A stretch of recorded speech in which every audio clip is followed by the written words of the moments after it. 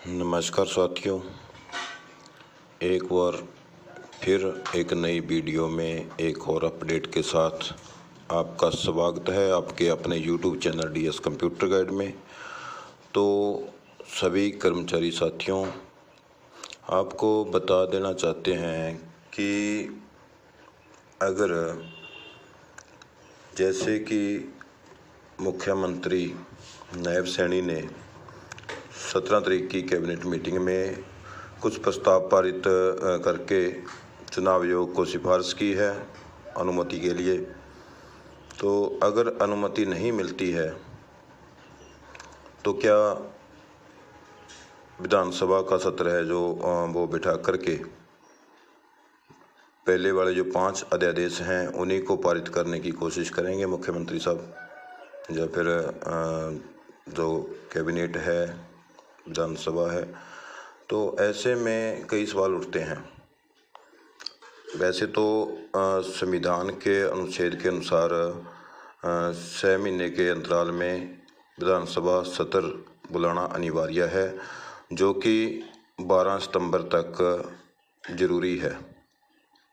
सुनने में तो आ रहा है कि 3 सितंबर को विधानसभा सत्र बिठाने की तो चर्चा हो रही है, लेकिन अगर 12 सितंबर तक विधानसभा सत्र नहीं बुलाया जाता तो ये जो सरकार है नायब सैनी की, जिसका कार्यकाल लगभग 3 नवंबर तक का है और अक्टूबर माह के 1 तारीख को जो चुनाव है और 4 को परिणाम है, तो लगभग 30 सितंबर तक सरकार का जो अभी समय है।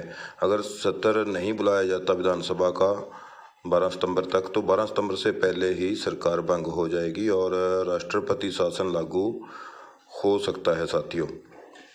तो बात करते हैं, अगर ऐसा होता है और चुनाव होने के बाद सरकार बदल जाती है, अगर हुड्डा की सरकार आती है, तो क्या हुड्डा सरकार आने पर अच्छीकरण को भंग कर सकता है? ये बात पर चर्चा करते हैं। तो इसी पर थोड़ी मोटी नॉलेज जो राजनीतिकारों से या फिर वरिष्ठ पत्रकारों से इंटरव्यू के दौरान सुनी गई है, उसके माध्यम से बता देना चाहूँगा कि साथियों, कोई भी राजनेता है जो सरकार बनने से पूर्व में बयानबाजी करता है कोई भी, तो सरकार बनने के बाद उस बयानबाजी पर खरा उतरना बहुत ही दिक्कत भरा काम होता है। बयान देना और उस पर खरा उतरना ये बहुत बड़ी चुनौती होती है।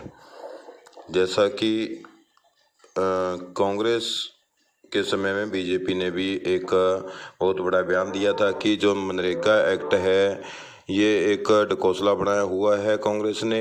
ये कभी गड्ढे खुदवा देते हैं, कभी लेबर लगाकर गड्ढे बंद करवा देते हैं, तो उसमें करोड़ों रुपए खर्च कर रहे हैं। अगर हमारी सरकार आती है तो हम सबसे पहले मनरेगा को बंद करेंगे, ये बयान दिया था बीजेपी सरकार ने। लेकिन देखा गया कि जब सरकार सत्ता में बीजेपी पार्टी आई, सेंटर में भी सरकार बनी और स्टेट में भी बनी, तो सबसे पहले जो बात आई थी मनरेगा बंद करने की, देखा गया बजट जारी होने पर तो लाखों की संख्या में बेरोज़गार जो हमारे लेबर बहन भाई हैं, मजदूर वर्ग है, जो उनकी आवाज़ बुलंद हुई, तो सरकार को पहले से भी कहीं ज़्यादा बजट मनरेगा के लिए जारी करना पड़ा।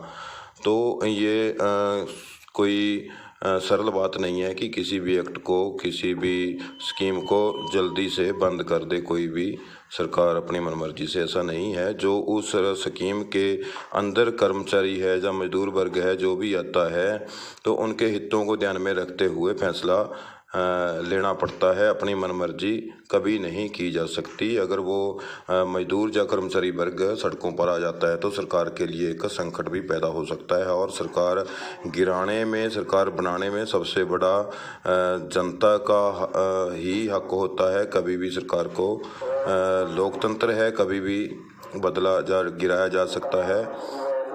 तो ऐसे में साथियों, हम आपको सुनाते हैं एक जो सीनियर वरिष्ठ पत्रकार साथी हैं, तो उन्होंने एक अपने सीनियर पत्रकार साथी से इसके बारे में जो राय ली, सवाल पूछे, तो उसको हम आपको रूबरू करवाते हैं। तो उन्होंने इसके बारे में, एक्ट के बारे में जो हुड्डा साहब ने बयान दिया कि हम कौंसिल को भंग कर देंगे, कि क्या इसको बंद किया जा सकता है। तो ऐसे में उनके बयान आपको सुनवा देते हैं साथियों। ले चलते हैं सीधा उनके मुख से, वो क्या कहते हैं कि इस जो HKRN है, कौशल रोजगार निगम है, इसको भंग किया जा सकता है या नहीं। देखें पूरी खबर अंत तक, तर्क के साथ पूरी जानकारी साथियों। ले चलते हैं सीधा। अभी राज्य सरकार को तत्काल रूप से अध्यादेश भेजकर ये बोलना चाहिए कि हम पहले फैसला कर चुके थे, हमें इसकी अनुमति दें, हमने इतने हमारे कर्मचारियों को इसका जॉब सिक्योरिटी का फायदा होना है, वो चुनाव आयोग अनुमति देगा तो बेनिफिट हो जाएगा, अन्यथा नहीं। मेरा एक अंतिम सवाल सर, कल आप प्रेस कॉन्फ्रेंस में थे, भूपेंद्र सिंह हुड्डा जी से सवाल किया गया, आपने भी पूछा था कि HKRN को लेकर के उनका क्या स्टैंड है, क्योंकि उन्होंने बहुत बार प्रेस कॉन्फ्रेंस में कहा कि हम इसको कैंसिल करेंगे, हम इन चीजों को आगे नहीं करेंगे, क्योंकि वो मानते हैं कि इसमें तमाम प्रकार के जातीय आरक्षण नहीं मिले और भी चीजें मिले। आप उनके फैसले को ओवरऑल कैसे लेते हैं और उसका क्या असर मानते हैं हरियाणा की राजनीति? देखो, मुझे जो लगता है अभी जब सत्ता से आदमी बाहर होता है तो बहुत सारी तकनीकी पहलुओं की जानकारी उन्हें नहीं होती है, भले ही वो 10 साल चीफ मिनिस्टर रही है, लेकिन आज उनको, मुझे लगता है उनकी जो टीम है वो शायद उतना बताने में सफल नहीं हुई है कि HKRN का गठन कैसे हुआ, इसमें हुआ क्या है, कैसे कैसे लोग गए हैं। HKRN को उन्होंने कह रखा कि हम इसको रद्द कर देंगे। वो राज्य सरकारों को अपना अधिकार है कि जो अगर हमने कोई गठन किया है तो उसको रद्द भी कर सकती है, हर राज्य सरकार को अधिकार है। लेकिन ये जो लोग पार्ट 1 में जो लगे थे ठेकेदारों के थ्रू, जो हमारी सर्विस प्रोवाइडर्स जो है जिसको बोलते हैं टेक्निकल, उनके थ्रू लगे थे, HKRN में तो वो कर्मचारी रिपोर्ट कर दिए सरकार ने जो आउटसोर्सिंग पॉलिसी पार्ट 2 के तहत लगे थे। आउटसोर्सिंग पॉलिसी पार्ट 2 वैसी ही है कि एडवर्टाइजमेंट्स होती हैं, इंटरव्यू होते हैं, उनका सिलेक्शन होने के बाद उनको पार्ट 2 में स्वीकृत पदों की नियुक्ति दी जाती है। उन लोगों को भी उन्होंने रिपोर्ट कर दिया।